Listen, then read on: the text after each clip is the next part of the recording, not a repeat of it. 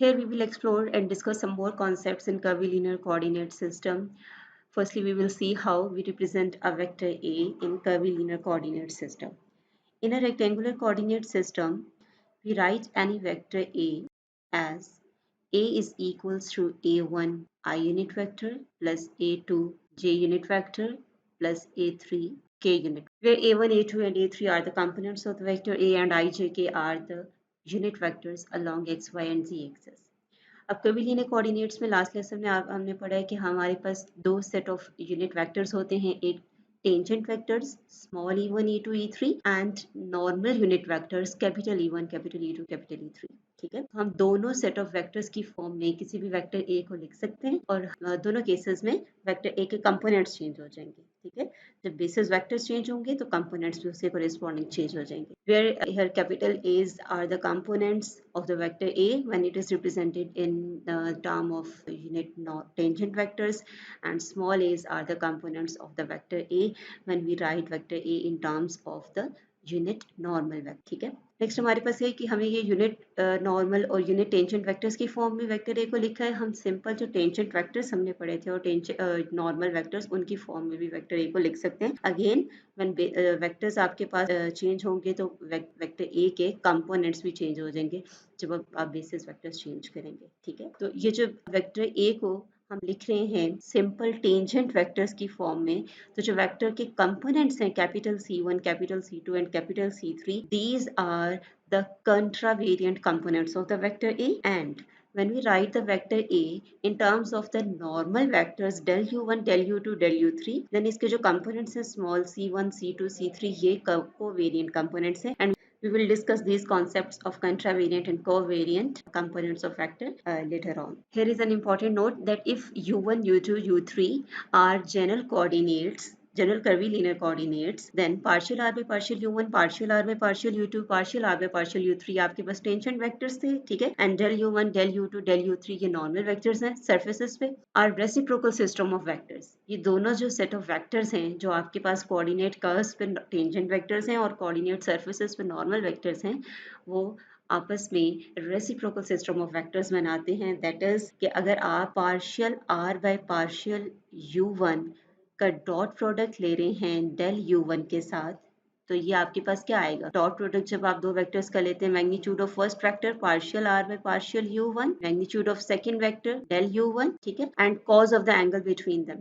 तो जब ये वेक्टर्स आपस में इनकी डायरेक्शन सेम है, ठीक है, reciprocal system of vectors means कि इनकी डायरेक्शन सेम है, जस्ट इनके मैग्नीट्यूड आपस में रेसिप्रोकल है, तो डायरेक्शन सेम है तो एंगल 0 है, cos 0 1 हो जाएगा। और जब रेसिप्रोकल सिस्टम है, उनके मैग्नीट्यूड आपस में एक दूसरे के रेसिप्रोकल है तो मैग्नीट्यूड कैंसिल आउट होकर आपके पास आंसर 1 आएगा। सिमिलरली अगर मैं partial r by partial u1 का किसी और के साथ डेल u2 डेल u3 के साथ डॉट प्रोडक्ट लूंगी तो वो आंसर 0 आएगा। सो हम इस रिलेशन को इस तरह से लिख सकते हैं that partial r by partial ui dot del uj is equal to 1 if i is equals to j and that this is equals to 0 if i does not equals to j, और i और j की variation 1 to 3 है। ठीक है, सो next है हमारे पास arc length in general curvilinear coordinates. ठीक है, आर्क लेंथ हमने फाइंड करनी है विच इज ds।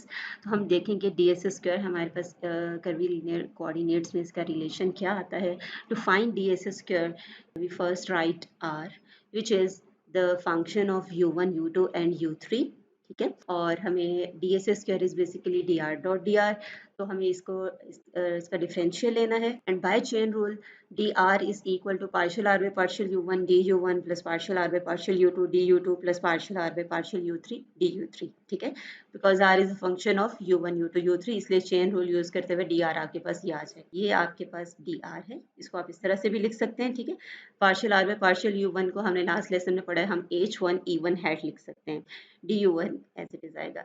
इसी तरह partial r by partial u2 को हमने h2 e2 हैट लिख दिया, partial r by partial u3 को h3 e3 है। तो ये बेसिकली dr का आपके पास एक्सप्रेशन आ गया। dr डॉट dr जब डॉट प्रोडक्ट हम लेंगे तो हमारे पास ये रिलेशन बन जाता है इन जनरल, उसको हमने समेशन फॉर्म में लिख दिया। ठीक है, इन जनरल कर्वीलिनियर कोऑर्डिनेट्स, जब आपके पास कर्वीलिनियर कोऑर्डिनेट सिस्टम ऑर्थोगोनल नहीं है। नेक्स्ट आपके पास if the curvilinear coordinates are orthogonal, then arc length आपके पास क्या आएगी, arc length ds square is dr, तो dr अगेन आप उसी तरह करेंगे, r is a function of u1 u2 u3 और dr आप चेन रूल से फाइंड कर लेंगे।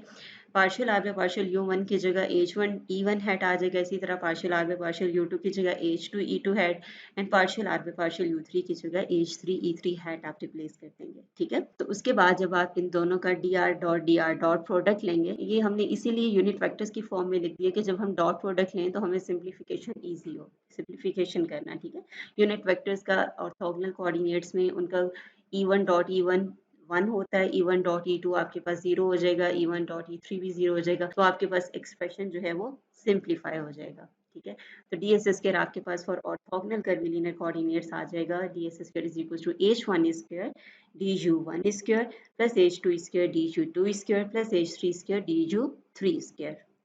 तो ये आपके पास आर्क लेंथ का फॉर्मूला आया है फॉर ऑर्थोगोनल कर्विलिनियर कोऑर्डिनेट्स, और ये जनरल एक्सप्रेशन था फॉर जनरल कर्विलिनियर कोऑर्डिनेट्स। ठीक है, next we have area element in an orthogonal curvilinear coordinate system. ठीक है, to find the area element we first consider a surface u1 is equals to c1।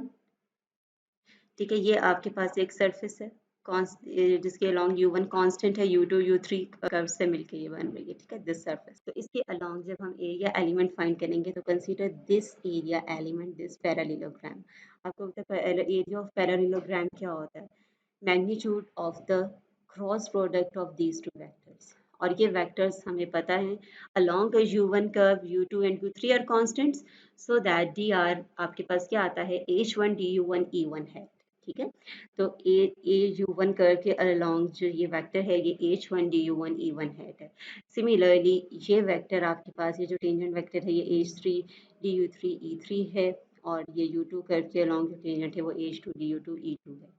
Differential element जो आ रहे हैं क्योंकि आप small element ले रहे हैं। ठीक है, तो ये वाला जो ये एरिया बनेगा इस पैरेललोग्राम का, वो आ जाएगा आपके पास cross product of h2 du2 e2 है क्रॉस h3 du3 e3 है, इन दोनों वेक्टर्स का क्रॉस प्रोडक्ट। और जब इन दोनों वेक्टर्स का क्रॉस प्रोडक्ट हम लेंगे, कांस्टेंट्स को आप बाहर लिख लें, वेक्टर्स हमारे पास अंदर रह जाएंगे e2 क्रॉस e3 मैग्नीट्यूड। ठीक है, अब e2 और e3 आपके पास यूनिट वेक्टर्स हैं in an orthogonal curvilinear coordinate system, इन और राइट हैंडेड सिस्टम हम ले रहे हैं, तो e2 क्रॉस e3 आपके पास e1 आएगा और उसका मैग्नीट्यूड 1 हो जाएगा। तो हमारे पास सिंपली क्या रह गया, dA1 रह गया h2 h3 du2 du3। Similarly dA2 को आप सिंप्लीफाई जब करेंगे तो आपके पास आ जाएगा h1 h3 du1 du3 and dA3 is equal to h1 h2 du1 du2। These are the area elements along the surfaces u1 is equals to constant. This is the area element along the surface. u2 is equals to constant, and this is the area element along the surface u3 is equals to constant. ठीक है, next we have the volume element, कि अगर आपने volume find करना है किसी small element का इन अ curvilinear coordinate system, तो वो तीनों एक्सिस के अलोंग जो वेक्टर्स थे वो ये थे। ठीक है, आर्क लेंथ इन तीनों का स्केलर ट्रिपल प्रोडक्ट आता है। ठीक है, एरिया ऑफ पैरेललोग्राम क्या आता है? We know that the absolute value of the scalar triple product gives the volume of the parallelogram. तो आपके पास जो वॉल्यूम एलिमेंट है that is the scalar triple product of these three vectors h1 du1 e1 hat dot h2 du2 e2 hat cross h3 du3 e3 hat। Again जो constant scalars हैं वो बाहर लिख लें और जो वेक्टर्स हैं वो मैग्नीट्यूड एक्सप्रेशन के अंदर रह जाएंगे। e1 hat dot e2 hat cross e3 hat, और ये स्केलर ट्रिपल प्रोडक्ट 1 के इक्वल आएगा because e2 cross e3 is e1। ठीक है, and e1 dot e1 is 1। तो आपके पास जो वॉल्यूम एलिमेंट है वो सिंपली क्या रह जाएगा, h1 h2 h3 means product of all the three scale factors and du1 du2 du3। Next we have Jacobian of transformation. ठीक है, जैकोबियन किसी भी ट्रांसफॉर्मेशन के लिए हम कैसे फाइंड करते हैं? दो सेट ऑफ कोऑर्डिनेट्स है हमारे पास, first we have x y z and second set of coordinates है u1 u2 u3। Then Jacobian का एक्सप्रेशन इसके इक्वल होता है, Jacobian is equal to partial x y z over partial u1 u2 u3, और उसको expand कैसे करते हैं डिटर्मिनेंट की फॉर्म में, इस तरह से। फर्स्ट रो में आपके पास आएगा partial x by partial u1, partial y by partial u1 and partial z by partial u1। Means इन तीनों कोऑर्डिनेट्स का derivative, partial derivative with respect to u1, again x y z का derivative with respect to u2, तो ये सारे expression second row में आएंगे, and with respect to u3 derivatives third row में आएंगे। तो ये डिटर्मिनेंट, इसको बेसिकली हम जैकोबियन कहते हैं। ठीक है, इसको हम फर्दर इस तरह से भी सिंप्लीफाई कर सकते हैं कि ये Jacobian basically scalar triple product है इन 3 वेक्टर्स का, ठीक है। You can see partial r by partial u1 dot partial r by partial u2 cross partial r by partial u3, ठीक है। बिकॉज ये जो partial x by partial u1 है, r is xi plus yj plus zk, ठीक है। तो जब partial r by partial u1 आप लेंगे like this, r is equal to xi plus yj, here r is equal to xi plus yj plus zk। जब partial r by partial u1 आप लेंगे, that is partial x by partial u1 I hat plus partial y by partial u1 j hat plus partial z by partial u1 k है। इसी तरह partial r by partial u2 आएगा, partial r by partial u3, और जब scalar triple product की form में, determinant की form में आप लिखेंगे तो ये आएगा। सो उस डिटर्मिनेंट को हम इस तरह भी लिख सकते हैं, ठीक है। तो इसको जब आप इन वेक्टर्स की फॉर्म में लिखेंगे तो इन वेक्टर्स के एक्सप्रेशन आपको पता है, partial r by partial u1 को लास्ट लेक्चर में हमने पढ़ा था कि h1 e1 हैट है, दैट इज, ठीक है। तो h1 e1 हैट आ जाएगा, partial r by partial u2 h2 e2 hat आ जाएगा, and partial r by partial u3 is h3 e3 hat. और H1 H2 H3 कंबाइन कर लें, स्केल फैक्टर्स हैं, E1 hat dot E2 hat cross E3 hat, आपके पास scalar triple product रह जाएगा which is again equals to 1। तो आपके पास जैकोबियन का एक्सप्रेशन आ जाएगा H1 H2 H3 means simple product of all the 3 scale factors. If the Jacobian equals to 0 identically, then partial r by partial u1, partial r by partial u3 and partial r by partial u3 are coplanar vectors, ठीक है। क्योंकि ये आप ये देखें, Jacobian is basically the scalar triple product of these 3 vectors, और आपको पता है कि अगर scalar triple product किसी भी 3 vectors का equal to 0 हो तो वो vectors coplanar होते हैं,